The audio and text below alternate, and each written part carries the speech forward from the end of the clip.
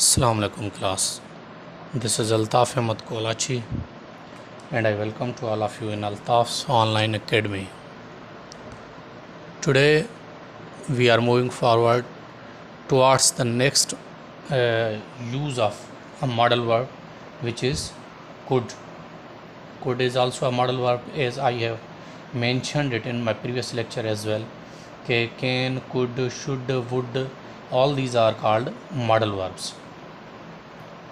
अच्छा, अब हम दूसरे मॉडल वर्ब कुड के इस्तेमाल की तरफ बढ़ रहे हैं कि ये कहाँ पर किस तरीके से किन किस्म के सेंटेंसेस में ये इस्तेमाल होता है। अच्छा, तो सबसे पहले तो आप ये देखें कि उर्दू में जहाँ कहीं भी आपको सेंटेंस में लिखा हुआ मिले सके, सका, सकी, सके, जहाँ पर भी आपको मिल जाए सका, सकी या सके, तो आप समझ जाएं कि वो उसमें एक्शन वर्ब भी हो तो आप समझ जाएं वो जो सेंटेंस है वो कुड का इस्तेमाल जानता है, वो सेंटेंस है उसमें कुड का इस्तेमाल होगा। ठीक हो गया।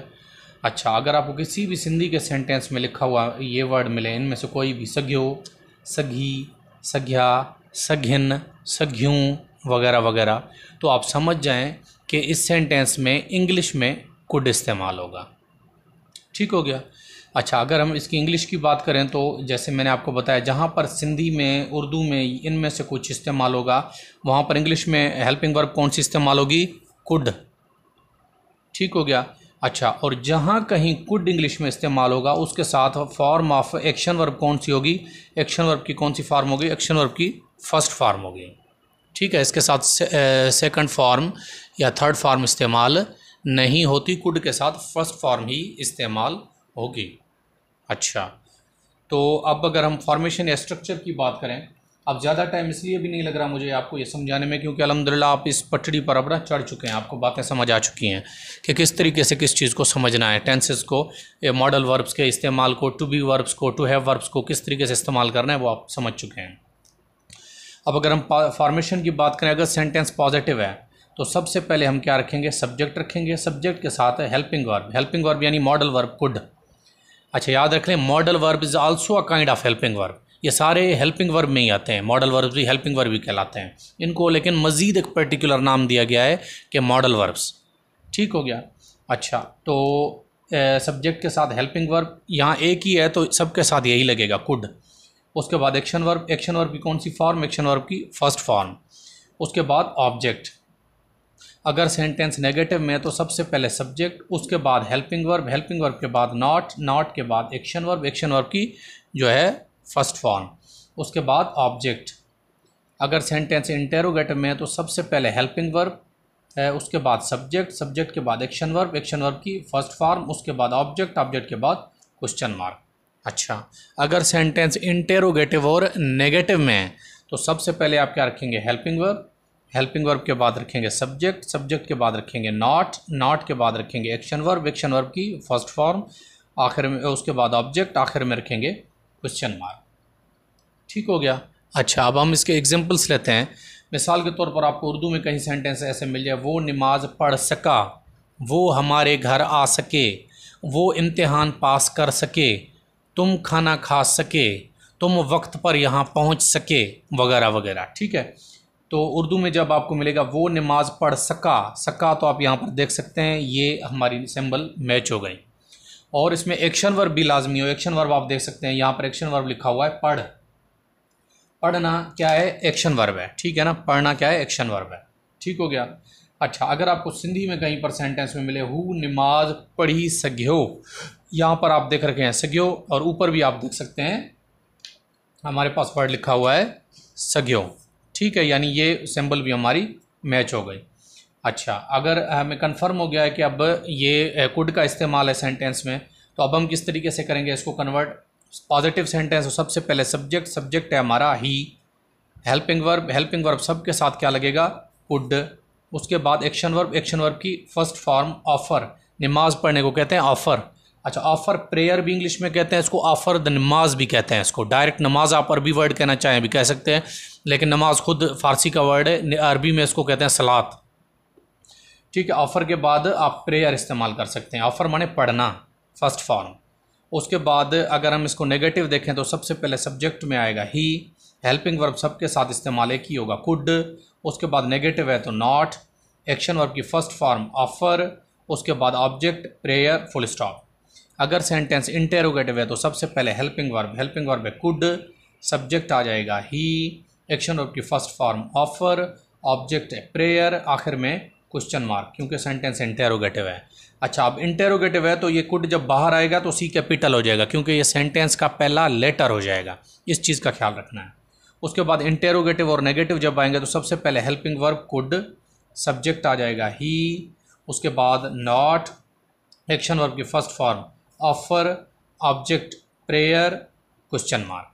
ये आपका सेंटेंस कन्वर्ट हो गया, ये आपका कुड का इस्तेमाल हो गया। ठीक है, और आज मैं 5 to 15 स्केल के लिए लेके आया हूँ सेंटेंस स्ट्रक्चर, या इसको एरर डिटेक्शन भी कहते हैं। अब मैंने आपको पहले ही कहा हुआ था कि इंशाल्लाह मंडे से हम जो है ये चीज़ें शुरू करेंगे, सेंटेंस स्ट्रक्चर और रीडिंग कॉम्प्रिहेंशन। अब जैसे हमारी पहले तरतीब चल रही थी, एक दिन हम सिनोनिम कर रहे थे, फिर हम एंटोनिम कर रहे थे, और फिर हम स्पेल करेक्शन कर रहे थे, फिर हम यूज़ ऑफ प्रीपोजिशन कर रहे थे। अब क्या होगा, एक दिन एरर डिटेक्शन होगी, एक दिन रीडिंग कॉम्प्रिहेंशन होगी, फिर एक दिन एरर डिटेक्शन, फिर रीडिंग कॉम्प्रिहेंशन।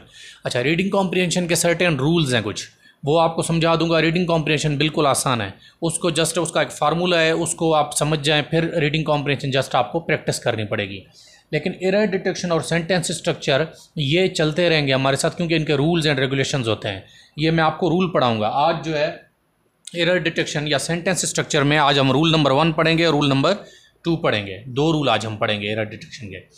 अच्छा, अब ये मैं आपको थोड़ा सा इसके बारे में वाज़े कर दूं कि एरर डिटेक्शन और सेंटेंस स्ट्रक्चर यूं समझ लें, ये एक ही सिक्के के 2 रुख हैं। ठीक है ना, एक सिक्के के 2 रुख हैं। मिसाल के तौर पर आपको सेंटेंस इस तरीके से दिया जाएगा, गलत सेंटेंस दिया जाएगा और आपको कहेंगे इसमें एरर फाइंड करो, ठीक है। या आपको सेंटेंस स्ट्रक्चर में भी सेंटेंस ऐसे दिया जाएगा और आपको कहेगा कि इसको ब्लैंक को फिल करो, इस तरीके से भी आपको दे सकते हैं। या सेंटेंस में एरर होगा, या जो है सेंटेंस में जो है ब्लैंक होगा, या फिर सेंटेंस स्ट्रक्चर का ये भी मतलब होता है कि मना सब्जेक्ट एंड वर्ब एग्रीमेंट इसको कहते हैं। लेकिन मैंने दोनों को मर्ज कर दिया है एक ही में ही, ठीक है ना। तो दोनों के रूल मिला के मैं आपको यहाँ पर पढ़ाऊँगा, इंशाल्लाह आपको समझ आ जाएगी। अच्छा, तो आज हम पढ़ते हैं रूल नंबर 1। रूल नंबर 1 क्या है कि द जो वर्ड है, आर्टिकल है the, is used before natural resources. दा जो है वो कहाँ पर इस्तेमाल होता है, नेचुरल रिसोर्सेज से पहले इस्तेमाल होता है। अब नेचुरल रिसोर्सेज क्या होते हैं, यानी कुदरती ज़राए। अब कुदरती ज़राए, अब रोशनी हमें कहाँ से मिलती है, आप सबको पता है हमें रोशनी कहाँ से मिलती है, हमें रोशनी मिलती है सूरज से। सूरज क्या है, रोशनी का कुदरती ज़रिया है। जैसे हमारे पास बल्ब है और बाकी ट्यूबलाइट्स हैं, ये कुदरती ज़रिए नहीं है, ये नेचुरल नहीं है, ये आर्टिफिशियल है, हमने खुद बनाया है। तो नेचुरल रिसोर्सेज जो भी हैं, कुदरत की तख्लीक की हुई जो भी चीज़ है, उसके साथ हम उसके पहले क्या लगाते हैं, द लगाते हैं। ठीक हो गया। अब आपको सेंटेंस में ऐसे दिया जाएगा, IB आपको इस तरीके से टेस्ट में देगा, सन इज़ अ बिग स्टार। ठीक है, अब आपको कहा जाएगा इसमें एरर फाइंड करें। ठीक है, अब इसमें आपको देखेंगे कि आपको कहेंगे आप इसमें एरर फाइंड करें।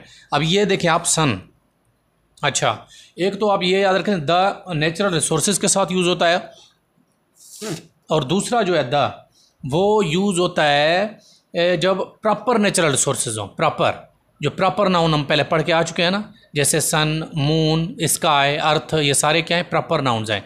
एक तो प्रॉपर नाउन हो, दूसरा नेचुरल रिसोर्स हो, तो फिर उसके साथ दा होगा। मिसाल के तौर पर पाकिस्तान भी प्रॉपर नाउन है, लेकिन ये नेचुरल नहीं है। नेचुरल का मतलब नाम पाकिस्तान जो है वो कुदरत की तरफ से नहीं रखा गया था, हम इंसानों ने सोच कर रखा है। ठीक है, अच्छा, तो अब जैसे सन है, अब यहाँ पर आपको IBA देगा सन इज़ अ बिग स्टार।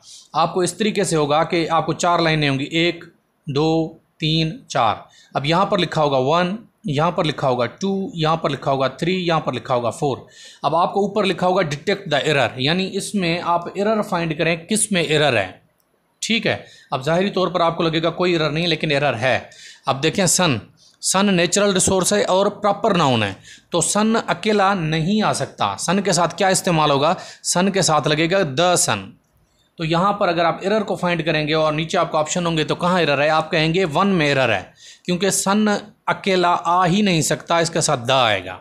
क्योंकि नेचुरल रिसोर्स है। नंबर पहला, अब देखें, आप देख सकेंगे नेचुरल रिसोर्स तो स्टार्स भी हैं, स्टार्स भी कुदरत ने तख्लीक किए हैं, इंसानों ने तो नहीं बनाया। नेचुरल रिसोर्स तो स्टार भी है, लेकिन ये नेचुरल रिसोर्स हैं, लेकिन ये प्रॉपर नाउन नहीं है, ये कॉमन नाउन है। क्योंकि स्टार्स, बहुत स्टार हैं, हम खुद भी रात को करोड़ों तारे आसमान में देख सकते हैं, तो ये प्रॉपर नहीं है, ये कॉमन है। तो जो चीज़ कॉमन हो उसके आगे द नहीं लगता। ठीक हो गया। अच्छा, आप दूसरा आपको इस तरीके से दे सकते हैं, जैसे आप ये सेंटेंस देखें, have you ever seen dash Himalayas. अब हिमालय के पहाड़ आप लोगों ने देखे होंगे, इस्लामाबाद अगर आप गए हैं तो हिमालय के पहाड़ हैं वहाँ पर, ठीक है ना।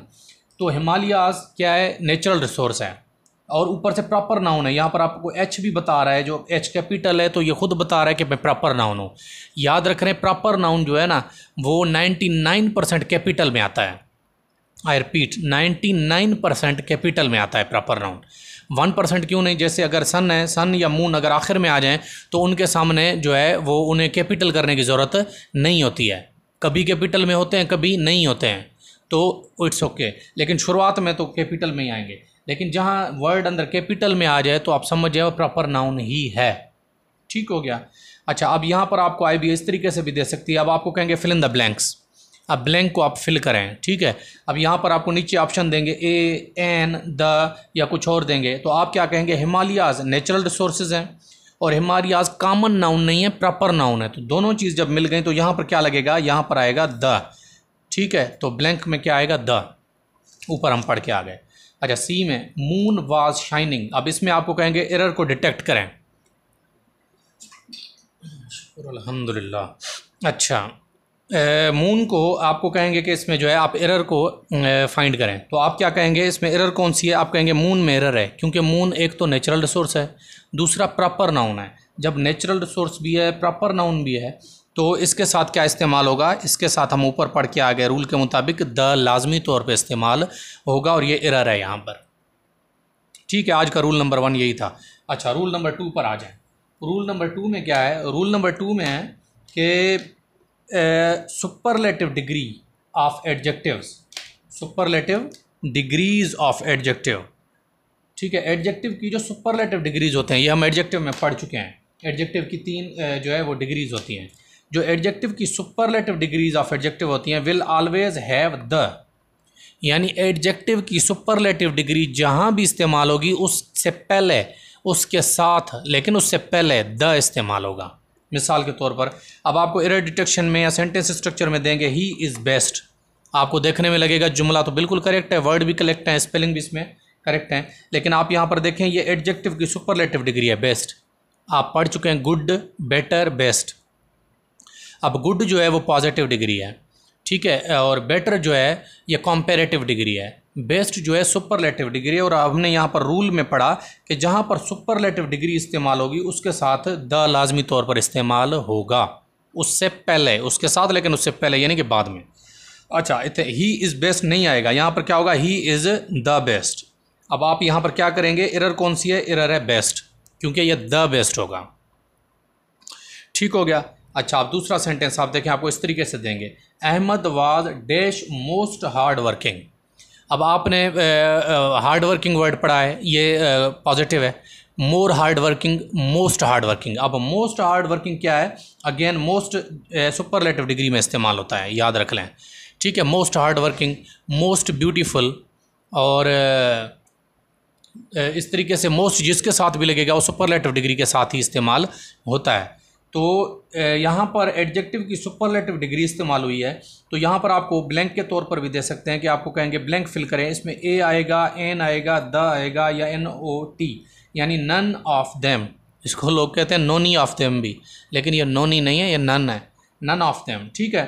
तो अब आपको कहेंगे इनमें से कौन सा ऑप्शन करेक्ट है, Ahmed was a most hard working, Ahmed was an, या अहमद वाज द। अब ऊपर हमने रूल में पढ़ा, जहाँ सुपरलेटिव डिग्री ऑफ एडजेक्टिव होगी वहाँ पर उसके साथ, उससे पहले द इस्तेमाल होगा। तो यहाँ पर आप कहेंगे करेक्ट ऑप्शन क्या है, द। यहाँ पर मोस्ट से पहले क्या आएगा, द। ये हमारे आज के 2 रूल थे। अब आपका होमवर्क ये है कि आप इन चीज़ों को बजाते खुद प्रैक्टिस करें, ठीक है ना। आप इस चीज़ को प्रैक्टिस करें तो ये रूल आपके दिमाग में आ जाएंगे, और आपको IBA इसी तरीके से एरर डिटेक्शन या सेंटेंस स्ट्रक्चर में इसी तरीके से देगा, ठीक है, तो आज से हमारा ये काम इंशाल्लाह शुरू हो गया। इससे ज़्यादा हम नेक्स्ट लेक्चर में पढ़ेंगे। Thank you very much.